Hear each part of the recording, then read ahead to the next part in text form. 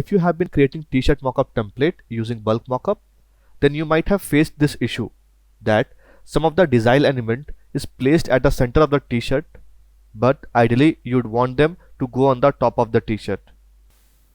Today we will see why this happens, and I'm also going to show you a workaround to fix this problem. So I have opened a hanging t-shirt mockup template and I have 3 designs here. If you look closely, you'll notice 2 of the designs are in landscape layout and 1 is in portrait layout. This issue happens only with the case of landscape layout designs. Let me show you. This is our smart object layer. If I right click and go to replace content and select any of this design, there you can see the design is placed at the center, but ideally you would like to place them at the top like this. This design makes better sense at the top. This is where the design is supposed to go. Let me go few steps back and explain why this happens. I'll press Ctrl T to activate the bounding box of the design. When we replace the design in smart object layer, the new design gets replaced by taking a reference of the center anchor point of the previous design. What I mean is that the center anchor point of the previous design and the new design has to perfectly match. Let me show you. Let me press Ctrl T and I'll bring down the guides here and place it on the center. And one from the vertical guide will bring and place it at the center. Just notice the intersection of these 2 guides. And now we'll right click on replace content and select any of these 2 designs. Let us try this salami design, and if I press Ctrl T, and you can notice closely the center of this design and the center of the previous design both lie at the same point. This is how smart objects are supposed to behave. So how do we deal with this? This happens only on landscape layout designs. A possible solution is to change our landscape design to a portrait layout design. Let us take few steps back and go back to our original design.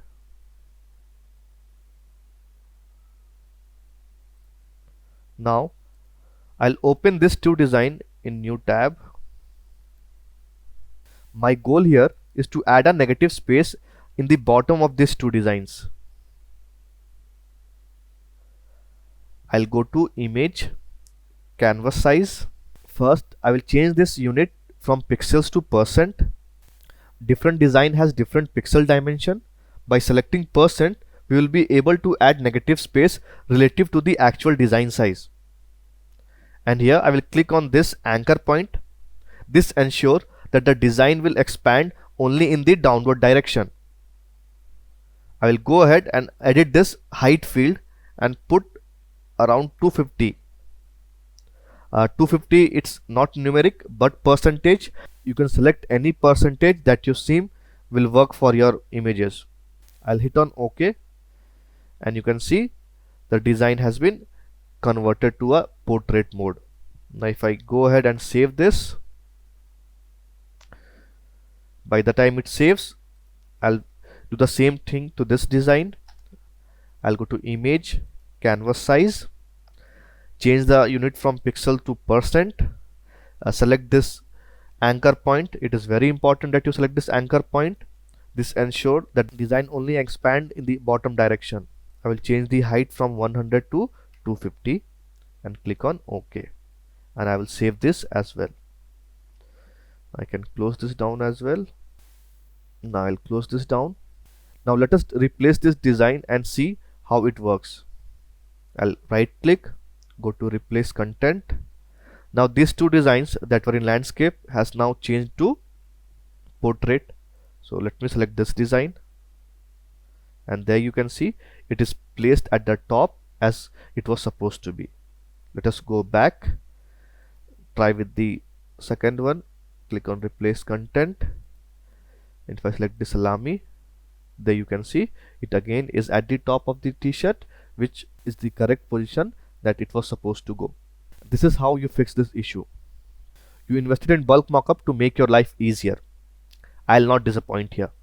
I'll record an action and show you how you can batch process all your landscape design in one go. To record an action, let me first close this file. Then we'll go to Windows, select Actions. We'll create a new set and we'll name it add negative space.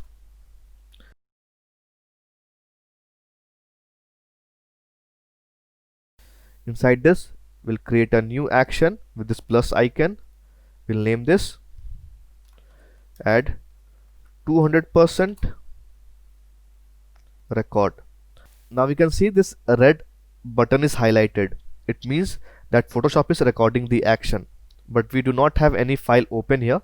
So I'll go ahead and stop this action for now, and let us open our design. So these are two our design files.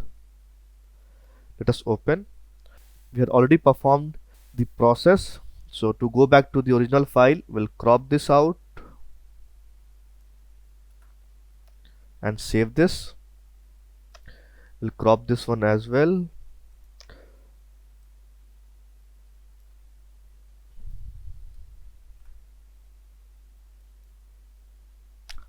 Okay, so now we'll record the action. To again record the action, we have already created the name. We'll hit on this button. This will activate the red button, which means Photoshop is recording our all steps. We'll go to image, canvas size. From pixels, we'll change it to %. Select this anchor point, and the height we'll keep it 200. And click on OK. And we can click on this top button. So it has expanded this design in 2%, 200%, which means the height has been doubled. Now the action has been recorded. We can select the other file and just play this button. Now you can see within a click of a button, this design has also expanded its height to 200%. So this is how action work. To make your life more easier, I have recorded few actions that you can use. You can download this action from the link in the description. Now, once you have recorded this action, we can batch process multiple images in one go. Let me show you how we can do that. Let me close this file. So I have selected around 8 landscape designs here. You can have 800 or 8000, whatever number of designs you have. We can process this in one go. We'll go to Photoshop, go to File, Automate, and select Batch command. It opens up a dialog button. Now the action that I'll be providing you, add negative space in bottom, you can use this, or you can record your own action. So we had a few actions there, 125%, 150%. You can select what is the amount of the height that you want to increase. Let us go for 250%, I believe. Okay, source. In the source, you can select choose, and then you can select the folder where you have kept your designs and select this batch. Okay, now where we want this to be saved, you can save the resized design into another folder, or you can save at that place itself. It depends on how you want to proceed. So I think we'll save it there itself, and it says override save as command. If you could look at the prompt, it says when this option is on, the prompt reads, when this option is on, files will be saved to the destination folder only by save as steps in the action. If there are no save or save as steps, no files will be saved. So we do not want this to be saved. We do not have the save process in our action, so we'll not select this destination folder. From folder we can choose save and close. So what it will do, it will expand the design and save the design. So if I click OK, let us open this side by side so we can see both of them in action. So these are design files. I'll click OK, and the batch automation will start from Photoshop.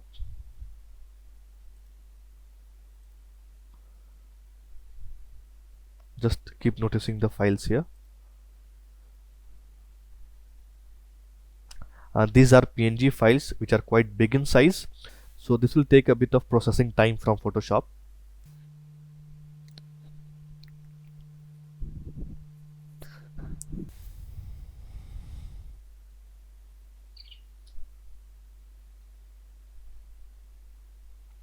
So now you can see this best friend forever design has been converted to portrait.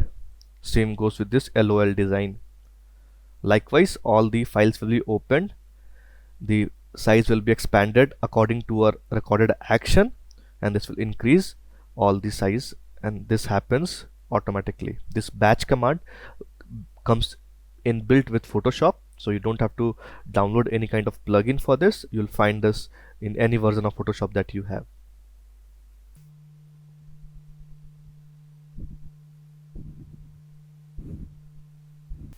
So I hope you enjoyed this tutorial. Let me know if you have any kind of confusion. You can directly contact us at support@bulkmockup.com. Thank you for joining me in this tutorial.